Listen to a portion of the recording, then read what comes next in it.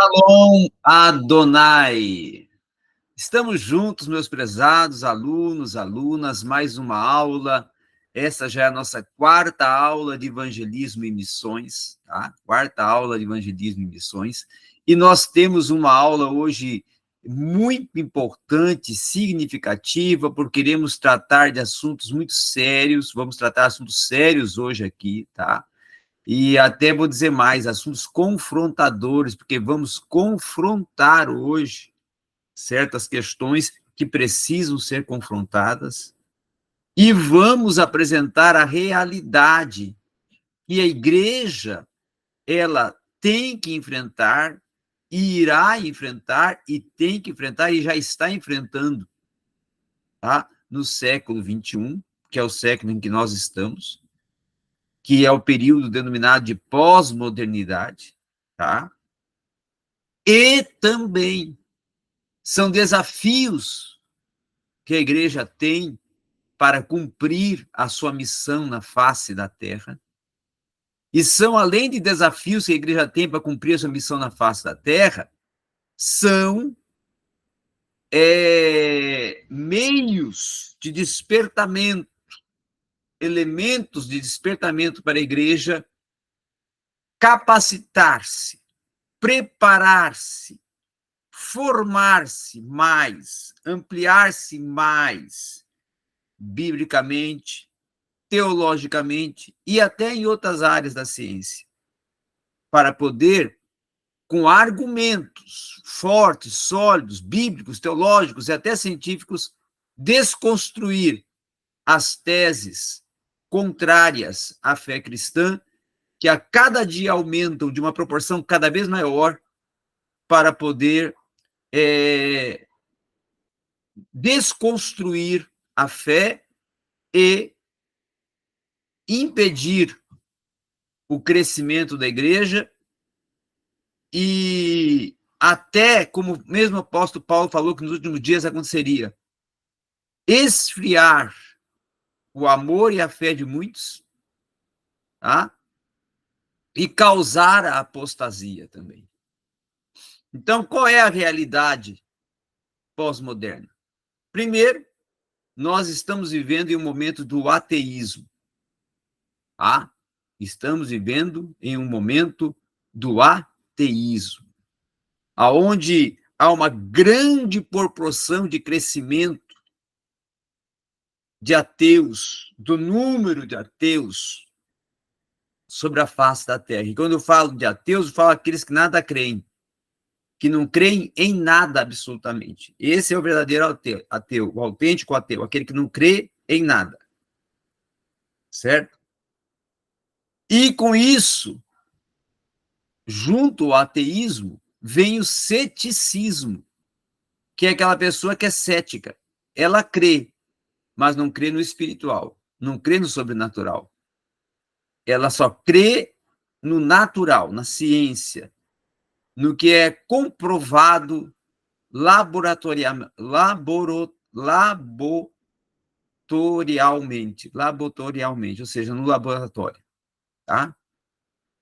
Também ela está se tornando, a cada dia, ou até vou dizer mais, ela está voltando a ser, porque no século XVI, na Idade da Razão, no período do Iluminismo, quando surge a Reforma Protestante, surge dentro de um quadro onde havia só razão e só ciência, houve o crescimento e o enfervescimento do materialismo. E quando eu falo materialismo, não estou falando de economia, de dinheiro, não.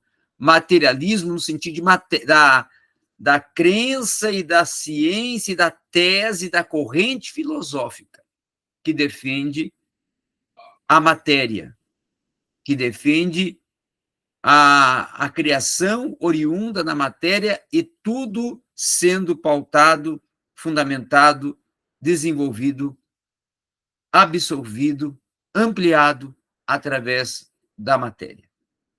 O materialismo.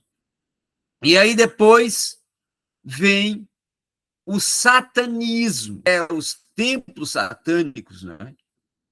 A prática da adoração a Satanás em templos, sim, templos satânicos, que não é só na Europa, iniciou na Europa, Europa que foi berço do cristianismo no século XVI, XVII, XVIII e até início do XIX, hoje está envolvida, absorvida, dominada pelo satanismo. Por quê? Porque o cristianismo retrocedeu, não quis ou se acomodou e não quis dar continuidade àquela chama e fervescimento que tinha na Europa do século XVI, XVII, XVIII. E com isso, o satanismo ocupou espaços grandiosos na Europa, na América do Norte, e está entrando na América Latina. Eu falava ontem que eu era criança, adolescente, com 14, 15 anos lá em Porto Alegre, e já tinha templo satânico em alguns bairros lá. E não só lá, em muitas partes, cidades, estados do Brasil, tem sim templos de satanismo. Tá? E isso surge porque a igreja ela está acomodada. Acomodada. E aí, com isso, vem também o antropocentrismo, o culto ao homem. O homem sendo o centro de tudo e de todos, inclusive nas igrejas. Igrejas que dão um glamour, uma idolatria, né? Uma exaltação ao homem de uma tal forma que tem muitas igrejas que colocam foto do presidente da igreja na placa lá da igreja. Não é? Isso, irmãos, não é você, o homem, que tem que aparecer, não é o pastor presidente que tem que aparecer na placa de uma igreja. Quem tem que aparecer? Jesus, Deus, o Senhor dos céus e terra. Ele que é o centro, não é o homem. E vamos em frente. E aí nós temos também, certo? Em resultado de todo esse quadro aqui, emoções que hoje estão afetadas, porque as pessoas estão com vários problemas emocionais em decorrência de distúrbios emocionais, de emoções negativas, desadaptativas, que causam comportamentos adversos, contrários, negativos, e levam as pessoas a contraírem doenças no interior, as doenças da alma, as doenças psicossomáticas, como angústia, amargura, depressão, tensão cardíaca, ódio, não é? Rancor, desafeto e tantos outros que eu poderia colocar aqui e que vão causar as emoções afetadas e destruídas. Muitas pessoas estão se enclausurando em cavernas existenciais, não querendo mais ter contato nenhum, porque estão perdendo até a sua apatia. Homens versus máquina, certo? Homem versus máquina, por quê? Porque, infelizmente, hoje, as empresas estão procurando ou priorizando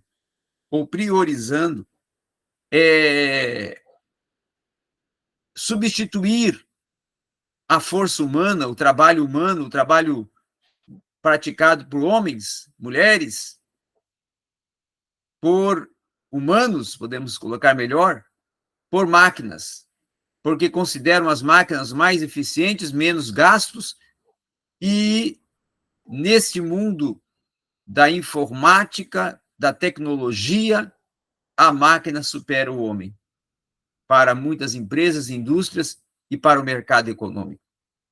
E com isso surge o desemprego, e com isso surge um caos econômico e um caos social, não é? Agora vamos para o segundo slide, para vocês continuarem vendo a situação. Aí, no segundo slide, eu coloco aqui, uma sociedade afetada pelo caos moral. Aí nós vamos ter, primeiro, a perda dos valores. A perda dos valores. Os valores que eram prioridades, os valores morais, os valores que eram fundamentos para a sociedade, tudo que era certo no passado, na atualidade se torna errado. Nós estamos vivendo um momento do relativismo, onde tudo é relativo, onde tudo pode ser praticado, e há uma desobservância dos princípios que regem, dos valores que regem, éticos, morais, cristãos principalmente, porque a ética e a moral está fundamentada no decálogo e nos princípios morais e cristãos pautados no que o Antigo Testamento defende e o Novo Testamento retifica através do próprio Sermão do Monte, que foi o ensino proferido por Jesus, o sermão ético de Cristo. E hoje a sociedade abandonou totalmente esses valores, não é? Não tem mais priorização esses valores. Esses valores, para ela, perderam um sentido. Por isso que a sociedade está num caos moral. A sociedade também está vivendo uma economia em decadência, uma decadência econômica de grande proporção.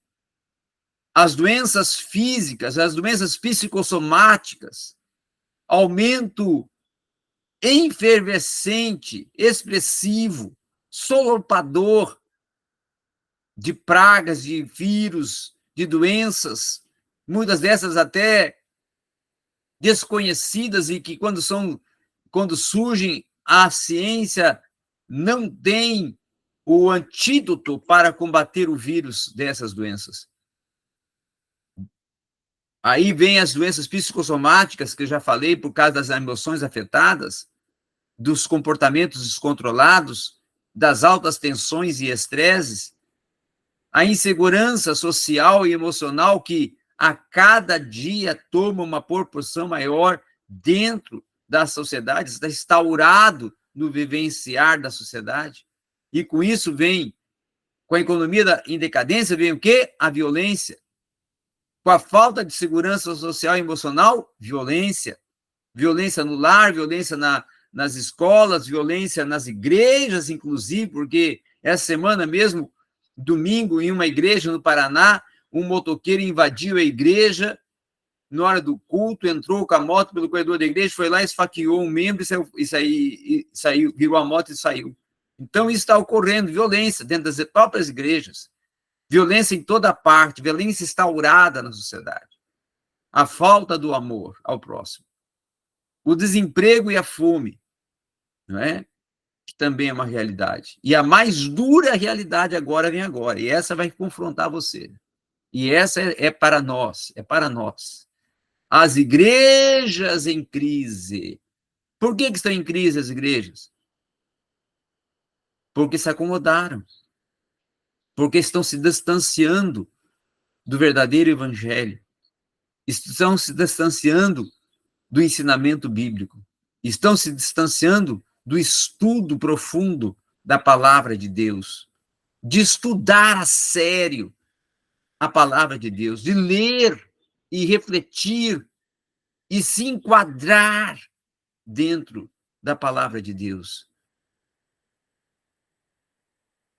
E com isso, existe uma crise bíblica, porque muitos na igreja hoje desconhecem a Bíblia, não estudam a Bíblia e não leem a Bíblia. Uma crise teológica nas igrejas, porque não querem saber de estudar, de se formar, e nem de se capacitar, e nem de se preparar teologicamente.